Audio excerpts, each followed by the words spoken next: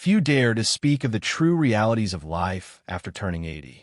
Entering one's eighth decade marks the onset of subtle yet profound transformations, rarely discussed openly. These aren't about external markers like birthdays or slower morning routines, but rather more fundamental, often unspoken shifts. This period is filled with a paradoxical blend of accumulated wisdom and inevitable losses, a sense of presence alongside growing detachment, and a deep inner peace sometimes replaced by a piercing sense of loneliness.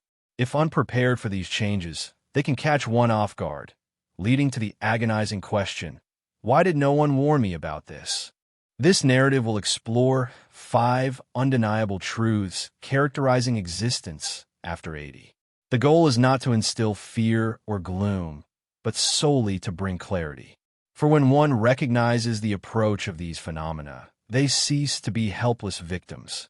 There's an opportunity to prepare in advance and face them with inner strength, not bewildered confusion. We will discuss the steadily shrinking social circle and the physical body that has lost its former ability to recover quickly. We'll touch on the creeping dependence that feels uncomfortable, even when absolutely necessary. We will examine how society subtly begins to disregard older individuals, and a unique pain that arises when long-held regrets collide with an abundance of free time and a deficit of purpose. It's important to read to the end, because while some of these truths may seem burdensome, they simultaneously open a path to something truly powerful: the acceptance of the inevitable, the development of unyielding resilience, and the opportunity to shape the final stage of one's life with a dignity no one else has the right to define. Let's begin discussing what truly happens after 80 and how to navigate this period with eyes wide open, steady hands, and head held high. The first of these realities is the social circle, which quietly thins out. One of the first and most palpable realities faced after reaching 80 is not physical ailment, but profound shifts in interpersonal connections. The individuals who once filled an older person's world gradually begin to disappear, often without warning. Friends pass away, neighbors move, siblings fall silent, and even longtime companions who once called weekly now connect only every few months. This phenomenon should not be taken as personal neglect. It is simply the relentless march of time. However, it leaves behind a gaping void that can feel deeply isolating, regardless of how strong or independent one considers themselves. A morning arrives when an older person realizes the phone rings far less often than before. Invitations to events dwindle. Family visits become shorter, more rushed. Loved ones certainly remain affectionate, but they are busy with their own lives, distracted by daily concerns, or coping with their own aging process. And so, gradually, the daily interactions that once filled life with voices and laughter steadily thin out. No one is truly prepared for such a development. In their 60s and even 70s, most acquaintances and loved ones are still around. Life is full of energy, movement, and active socializing. However, after 80, a fundamental shift occurs. One begins to outlive their peers, witnessing their departures. They start to outpace the usual topics of conversation, as their experiences and perspectives become unique.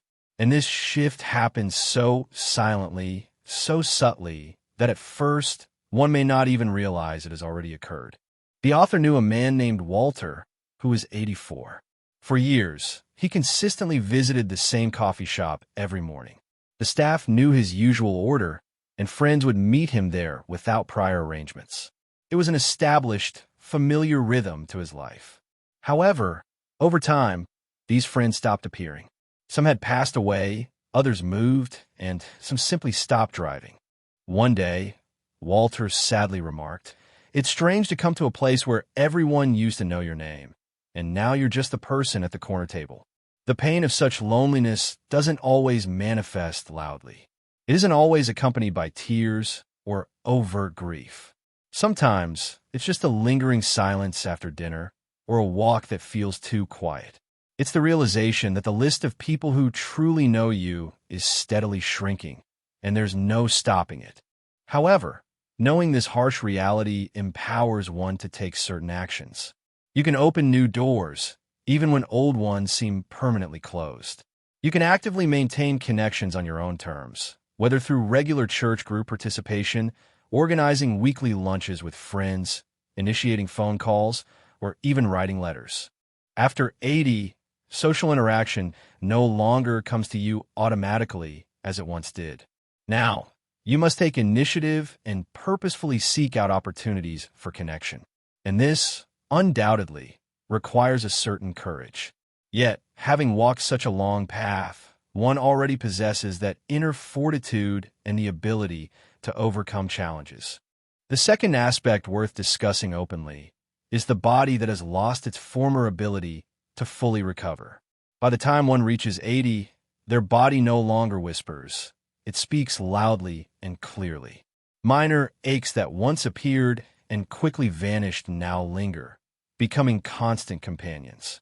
Fatigue that once dissipated after a full night's sleep can now stretch into the entire next day, draining strength. The true reality that catches many off guard is that after 80, even seemingly minor health issues can drastically alter one's accustomed way of life literally overnight. One might wake up feeling quite vigorous and full of energy. They go about their usual activities, but by evening, something goes wrong. It could be a slight dizziness, a sudden pain in the leg, or a cough that lingers longer than expected. And suddenly, they're sitting in the emergency room, hearing alarming words like observation, imaging, or possible admission. What could once be simply waited out with rest, now demands immediate and close medical attention. And often, there's no going back to the way things were before. What makes this stage of life particularly difficult is not just the physical pain, but the overarching unpredictability. One can do everything right, eat healthily, exercise moderately, get enough sleep, and still feel their body seems to have a mind of its own, a step ahead, making decisions without their consent. One awkward step on the stairs can lead to weeks of debilitating recovery. A common stomach virus can deplete the body for days. And even when recovery occurs, not all functions always return to normal. Balance might be off, breathing might require more effort. The recovery process is simply not what it was in youth. The author once met a woman named Gloria who was 81. She had a sharp mind, an active lifestyle, and took genuine pride in her independence. Gloria loved tending her garden, taking walks around the neighborhood, and actively participating in her book club. However, after a small fall while pruning a rose bush, her entire life changed. It wasn't so much the injury itself as its long-term effects, she recounted. Weeks of rest turned into months of steady decline in physical strength. My confidence was shaken. She added, I thought I was just taking a break, but my body took it as a full stop. This is what no one says aloud. At 80, rest doesn't always lead to the same recovery as in youth. It can, on the contrary, lead to decline if not handled with due caution.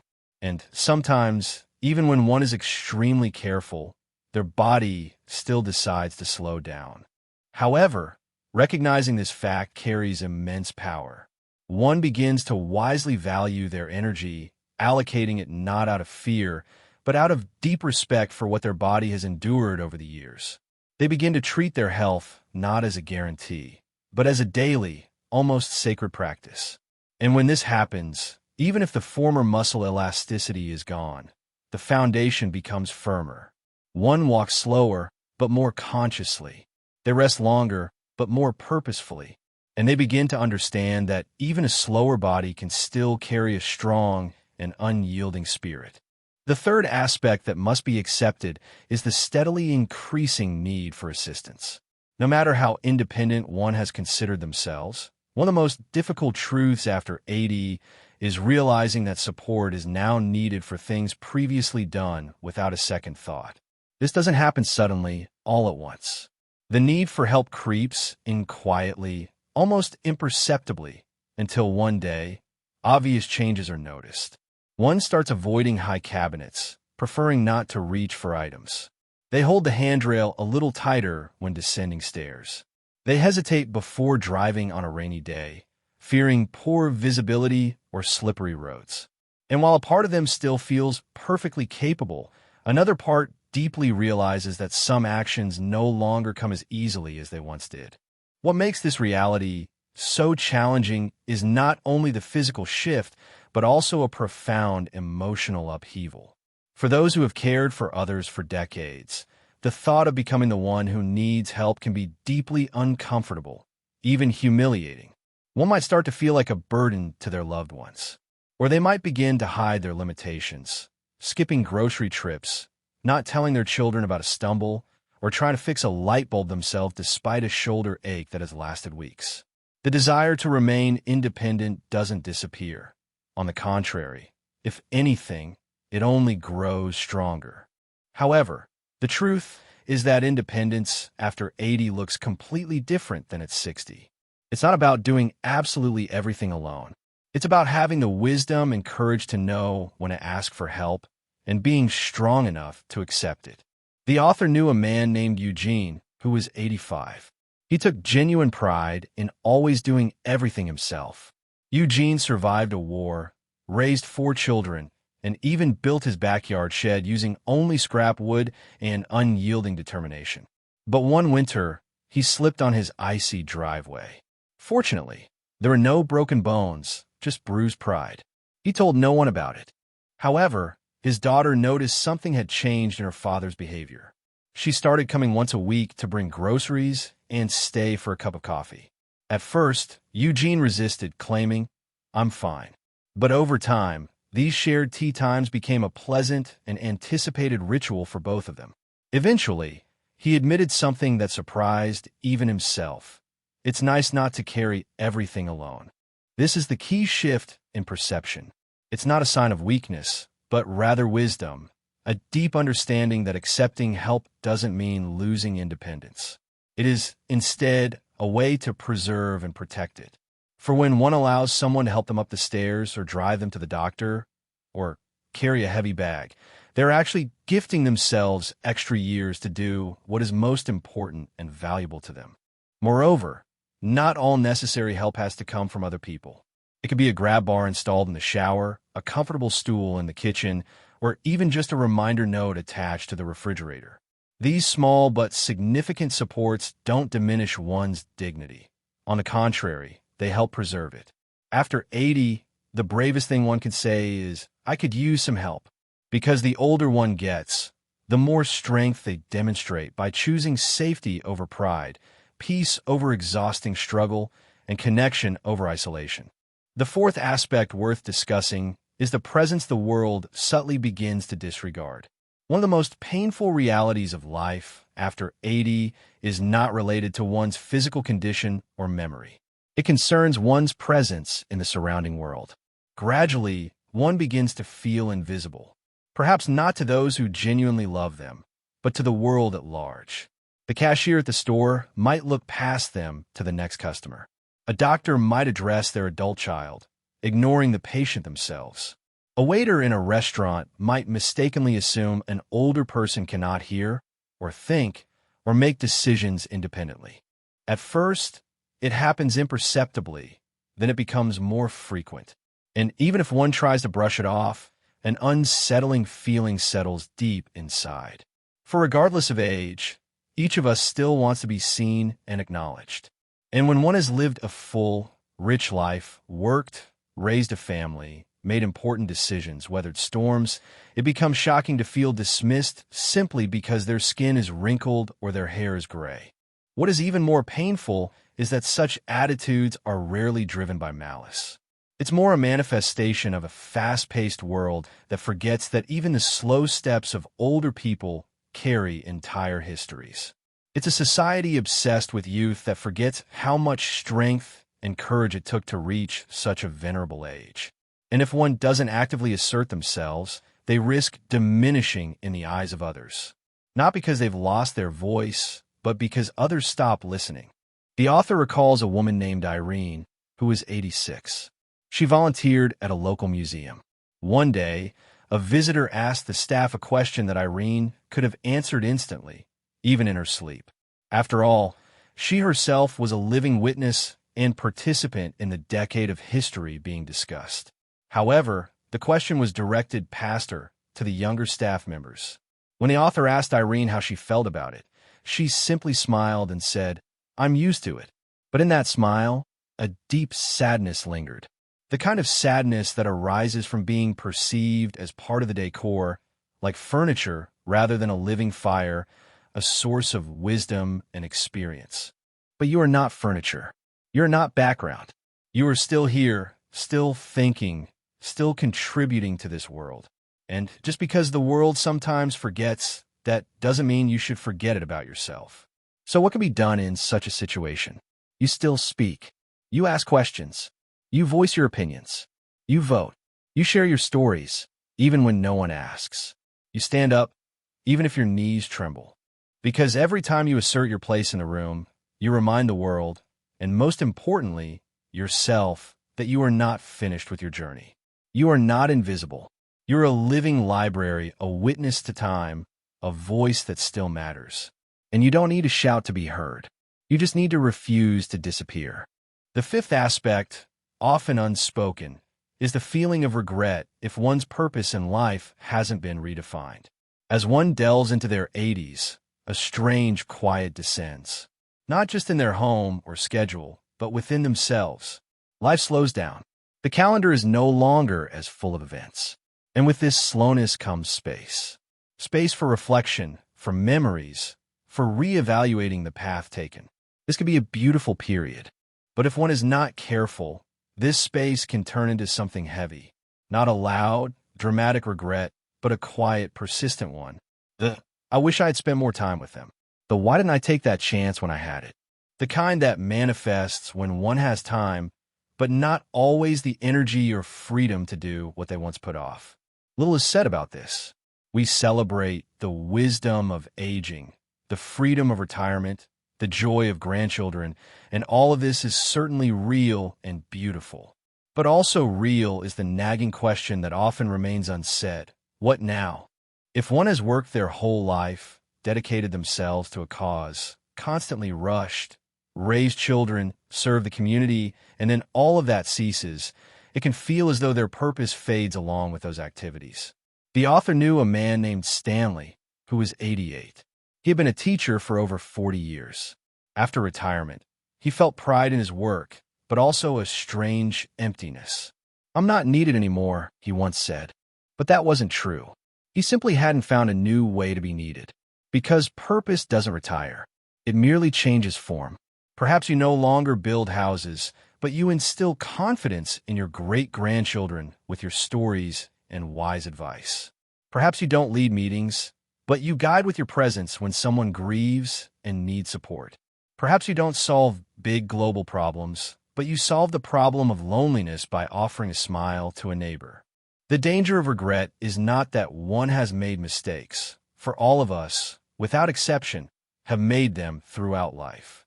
The true danger lies in dwelling on these regrets for too long, without transforming them into something meaningful and constructive. However, when purpose is redefined not as productivity, but as simply being present in the world, one begins to realize they still have so much to give, not only to others, but to themselves. Because the most important work to be done after 80 may not be about creating a grand legacy or receiving applause. Perhaps it will be waking up with kindness in your heart, with curiosity in your eyes, and with enough courage to ask yourself, how can I bring light today, even if just a little? That is no longer regret. That is redemption. And it's never too late to find it. In conclusion, reaching 80 is truly a remarkable achievement. It is a significant milestone built on decades of love, loss, perseverance, inevitable change, and unyielding resilience. Yet, with this strength come new challenges. Some are barely noticeable, while others are hard to ignore. And facing these realities doesn't make one weak. On the contrary, it makes one honest with oneself.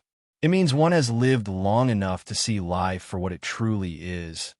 Unpredictable, sometimes unfair, yet still profoundly worth living. So, which of these 5 realities resonated with you the most? Was it the quiet that settles as your social world steadily shrinks? Or perhaps the frustration of a body that no longer recovers as it once did? Or the discomfort of needing to accept help when all your life you were the one helping others? Or perhaps it was the feeling of invisibility that arises when the world moves too fast to notice you? Or the ache that grows when your purpose in life becomes less clear? Whatever it was, I sincerely hope you felt seen and understood, because the truth is, you are not alone in any of these experiences. Not in the slowing down, not in the forgetting, not in the questions that keep you up at night, not in the moments that make you wonder what lies ahead. And here's the good news. Even now, even at this stage of life, you have a choice. You can choose connection with others. You can choose to rest fully. You can choose to ask for help when needed. You can choose to speak louder when ignored and softer when someone needs your grace and compassion. You can choose to forgive yourself for what didn't happen and honor yourself for what did. This chapter of life is not an end. It is a profound and meaningful part of the story, a part where every word carries weight, a part where small gestures mean more than grand achievements ever did, a part where your presence, your patience, your unique perspective, that is your true strength.